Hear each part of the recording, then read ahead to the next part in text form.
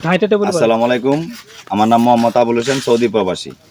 আমার বাড়ি বেলাবর থানা, নরসিংদী জেলা, পশ্চিমপুরে খায়ের বাড়ি আমার বাড়ি। তো আপনাদের মাধ্যমে একটা ভিডিও তুলে ধরার জন্য আমি বাইরের কাছে আসা, যাতে আমার ভিডিওটা সবাই দেখেন বা সবাই জানতে পারেন, জিনিসগুলো বুঝতে পারেন যে আমি 4 বছর আপনার থাইকেছি বিদেশ। 4 বছর থাকার পরে এখন ছুটিতে আসছি।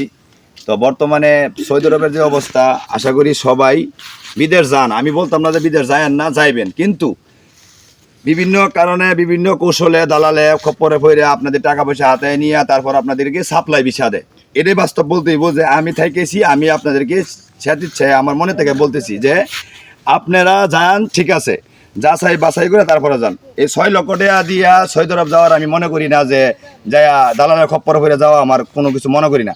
আপনি 6 লক্ষ টাকা দিয়ে আপনি দেশে কোনো একটা কিছু কইরা যে কোনো দোকান বা মুদির দোকান বা যে কোনো কিছু ব্যবসা বিজনেস বলতে সব কিছুই একটা কিছু করে ফেলতে পারেন।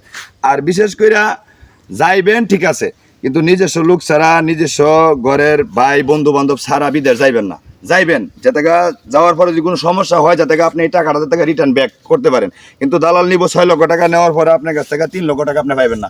দিশাহারা হয়ে আপনার বাপের জমি বেচে দিব, বাড়ি ঘর বন্ধক দিয়ে দিব, দোকান বেচে দিব, যত কিছু আছে সব সম্বল শেষ করে আপনারা পাঠাইবো, প্রবাসে পাঠাইবো 2 টাকা ইনভেস্ট করার জন্য, মা বাবার সুখে রাখার জন্য, ফ্যামিলি সুখে রাখার জন্য। আপনি যায় যদি দালালের খপ্পরে বেড়ে 6 মাস বেতন না পান, 3 মাস বেতন না পান, দালালে পাইছেন না, কোম্পানি পাইছেন না, কোনো কিছু আপনি পান নাই, তারপর কারে বকবেন? দালালটা বকবেন। এই বকা দকা কোনো দরকার নাই। আমরা আশা করি যে যাচাই করে যাওয়া ভালো।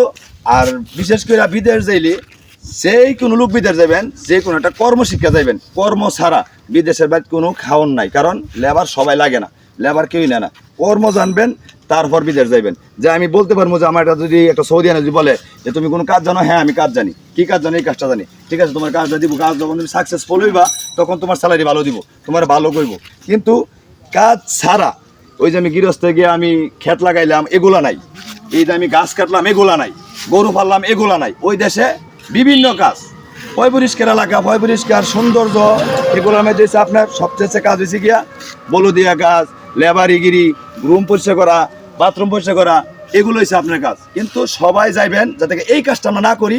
আমরা ইলেকট্রিশিয়ান, প্লাম্বার বা মেকানিক্যাল বা এসি টেকনিশিয়ান, এগুলো কাজ যেন আমরা যাই না যাই, যাতে আমরা এই দেশে যাইয়া আমরা একটা কিছু কর্মশীল কইরা খাইতে পারি, যাতে আমরা এই দেশে দাম দেই। আমাদেরকে দাম দেয় না কিসের কারণে? যে আমরা কোনো কর্ম জানি না। আমরা এক নামে চিনি আমরা লেবার। বেশিরভাগ 80% মানুষ, 100-র মধ্যে 80% মানুষ লেবার, 20% কাজ জানে। তো আশা করি আমার কথাগুলো সবার কাছে ভালো লাগবে, কি লাগবে না আমি জানি না। তারপরেও আমার এই কথাগুলো ব্যাখ্যা দিয়া আপনারা যাচাই বাছাই করে তারপর আপনারা বিদেশে আসবেন। এই বলে আমি কথা শেষ করছি। সবাইকে আসসালামু আলাইকুম। প্রবাসী ভাই ভালো থাকবেন।